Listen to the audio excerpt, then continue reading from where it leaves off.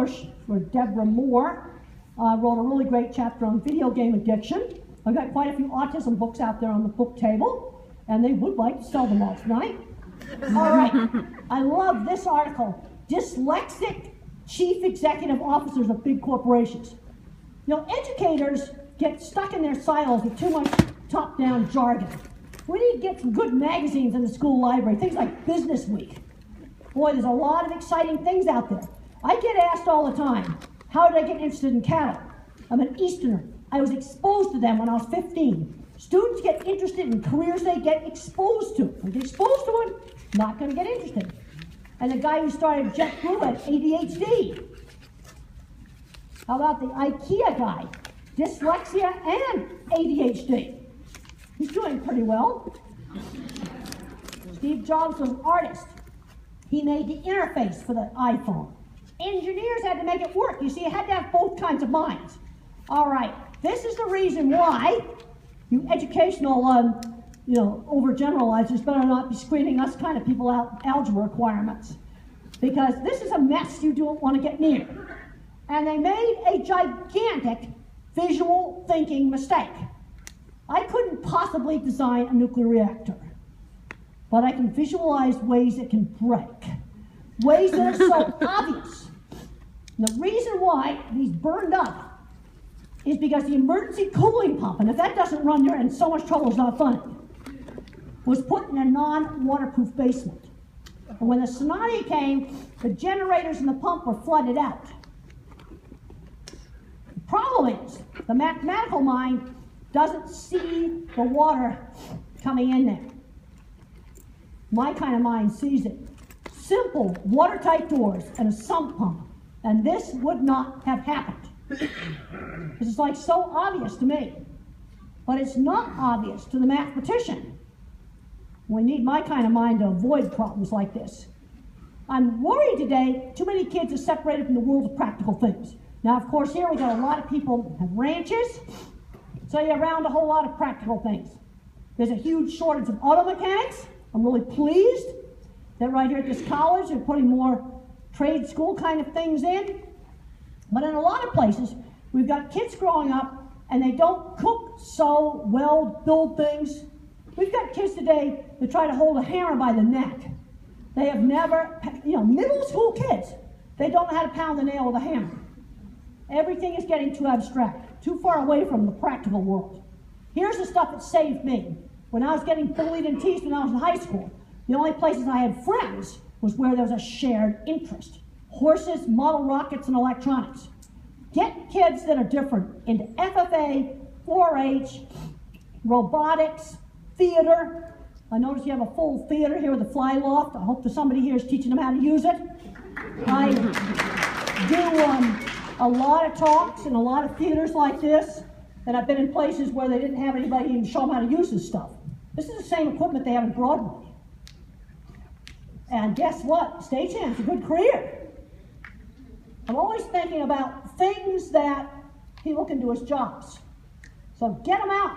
Boy Scouts, Girl Scouts, all kinds of stuff like that. Okay, when I was in high school and I wasn't doing very much studying, I did a lot of carpentry work. You can see how I fixed up our ugly ski-tow house. Now, there were good teachers that helped me. Mother knew how to push me, just how to push me.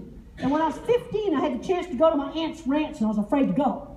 She said I could go for a week, or I could stay all summer. Not going wasn't going to be an option. You got to stretch these kids.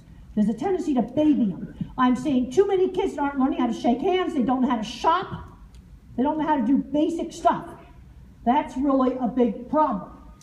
And then I had a great science teacher who got me interested, got me motivated. So now I had a reason to study.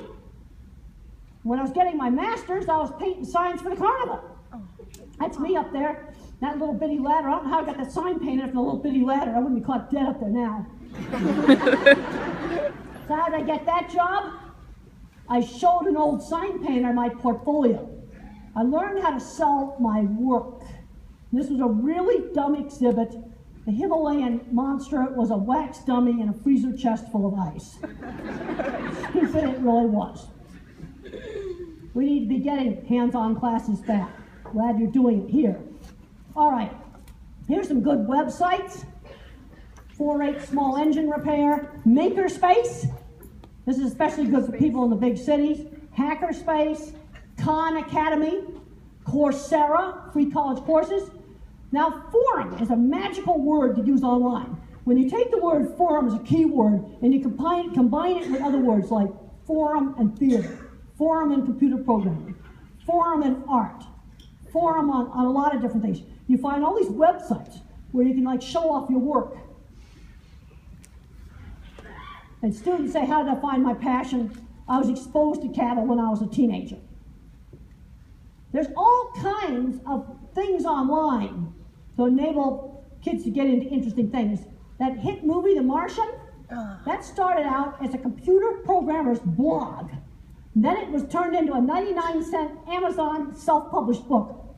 And it took off. Yeah, there's all kinds of stuff. It's right there in the computer. It's like having the ruby slippers, but don't know you have them. There's my career starting in construction. That was the first dip vat. In fact, that was the dip vat that was shown in the movie. I had some good bosses. I had people in the cattle industry who were bad to me, like the cowboy foremans. But I also had people that were good to me. And one of them was the engineer at the Swift plant. And when I criticized some welding and I said it looked like pigeon doo-doo, Harley Winkleman, the engineer, pulled me aside and explained I had to apologize for that rude language. Also, that the welder, Whitey, was Harley's employee and I should have come to him if I didn't like the welding. Now, he didn't scream and yell at me. He just explained to me what I did socially wrong. You can't hint around with these kids. There's a scene in the movie where my boss slung down the deodorant and said, "You stink, use it." And the secretaries took me shopping. That actually happened. It's okay to be eccentric, but you can't be a slob. The other thing is, I have found that being involved with construction projects affects how I think. Construction projects are all about getting jobs done. And when I see a smart Asperger kid playing video games with Social Security, I want to scream. Because I've been to NASA, I've been to Google, I've been to these places where the lucky ones on the spectrum, often undiagnosed, get to go. Oh, you shouldn't be playing video games in the basement. I've worked on construction with a lot of different guys. But construction's all about finishing projects. What's the point of education?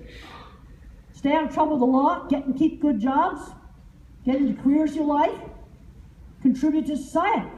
Yes, and you are going to have to read USA Today as my reading test. If you can't read USA Today, your reading's really terrible. But you can be a bank vice president with that level of reading.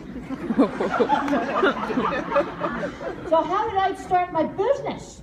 I wrote in livestock publications. I showed clients drawings. I demonstrated, cattle handling. I sold my ability to do the work. Instead of selling myself, I showed off the work, make portfolios. The other thing is a lot of people are afraid to walk through the door of opportunity. Jim Wu was a contractor who actually recruited me. He wanted me to design jobs for him.